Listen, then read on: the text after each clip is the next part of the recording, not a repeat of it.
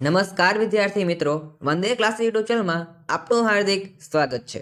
આજના વિડીયોમાં આપણે ધોરણ 9ના સોશિયલ સાયન્સ એટલે કે સામાજિક વિજ્ઞાન વિષયના ક્વેશ્ચન બેંક જે તારીખ 21 ડિસેમ્બર 2023 લેવાય છે તેનું સંપૂર્ણ સોલ્યુશન જોવાના છીએ અને આપણી ચેનલ પર છે ધોરણ 9ના ગણિત વિષયના અને સામાજિક વિજ્ઞાન વિષયના સોલ્યુશન મૂકી દીધા છે પ્રશ્ન બેંકના। તે લિંક તમને તેમાંથી મળી જશે અને તમને વિડીયો પસંદ આવે લાઈક અચૂકથી કરજો, ચેનલ પર ન આવેલા સબસ્ક્રાઇબ કરી દેજો। આપણી ચેનલ પર તમને છે ધોરણ 9 માટે ઉપયોગી વિડીયોઝ મળતા રહેશે અને આપણા WhatsApp group, WhatsApp channel, Instagram અને ટેલિગ્રામ વગેરે ફોલો કરવાની લિંક ડિસ્ક્રિપ્શનમાં મળી જશે। ત્યાં તમને નવી અપડેટ પ્રથમ મળી જશે। તો ચાલો આજના સોલ્યુશનની આપણે શરૂઆત કરીએ। ધોરણ 9 સામાજિક વિજ્ઞાન પ્રશ્ન બેંક 4 ડિસેમ્બર 2023 માટેની।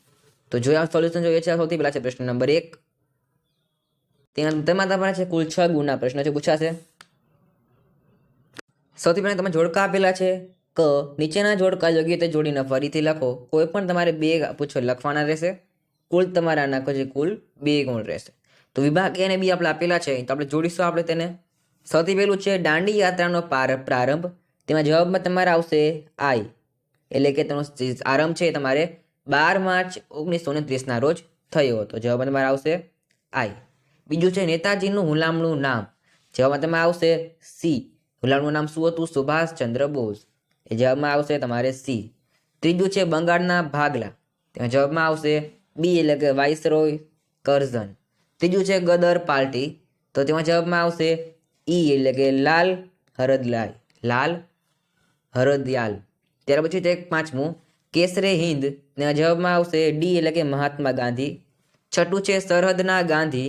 જવાબમાં આવશે જે, એટલે કે ખાન અબ્દુલ ગફાર ખાન। તે પછી સાતમું સુરત કોંગ્રેસ અધિવેશન। જવાબમાં આવશે એચ, એટલે કે માઉન્ટ બેટન, એટલે કે શું આવશે? ઈસવીસન 1907। આઠમું છે ગાંધીજીના રાજકીય ગુરુ। તેમાં જવાબમાં આવશે એફ, એટલે કે ગોપાલ કૃષ્ણ ગોખલે। જવાબમાં આવશે અહીં તમારે એફ આવશે। ત્યાર પછી છે નવમું હિન્દ છોડો આંદોલન।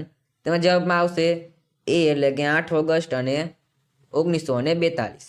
10મું છે છેલ્લું છે પ્રથમ ગવર્નર જનરલ। તેમાં જવાબમાં આવશે જી, એટલે કે માઉન્ટ બેટન। તો આ તમારે જોડકા જોડવા આ રીતે રહેશે। આગળ આપણે જોઈએ છીએ 1-2 શબ્દમાં જવાબ આપો, કોઈ પણ 2, તેના તમારે કુલ 2 ગુણ છે। પહેલો સવાલ છે સર્વોચ્ચ અદાલતના ન્યાયાધીશની નિમણૂક કોણ કરે છે? તો જવાબમાં આવશે રાષ્ટ્રપ્રમુખ। કોણ આવશે? રાષ્ટ્રપ્રમુખ। આગળ છે તમારે દરેક રાજ્યમાં કેટલા ઉચ્ચ ન્યાયાલય હોય છે? તો જવાબમાં તમારે આવશે 1। દરેક રાજ્યમાં છે એક જ ઉચ્ચ ન્યાયાલય હોય છે। આગળ છે લોક અદાલતને કોની અદાલત કહેવામાં આવે છે? તો જવાબમાં આવશે ગરીબ તથા નબળા લોકોની અદાલત કહેવામાં આવે છે। લોક અદાલતને ગરીબ તથા નબળા લોકોની અદાલત કહેવામાં આવે છે। ચોથું છે નજીરી અદાલતનું કાર્ય શું હોય છે?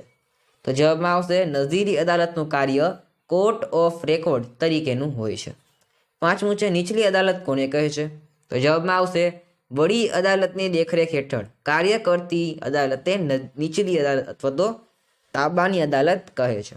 છઠ્ઠું છે સર્વોચ્ચ અદાલતના ન્યાયાધીશની વય, એટલે કે વય, અહીંયા આવશે વય, નિવૃત્તિની ઉંમર કેટલી હોય છે? તો જવાબમાં આવશે 65 વર્ષની। કેટલી આવશે?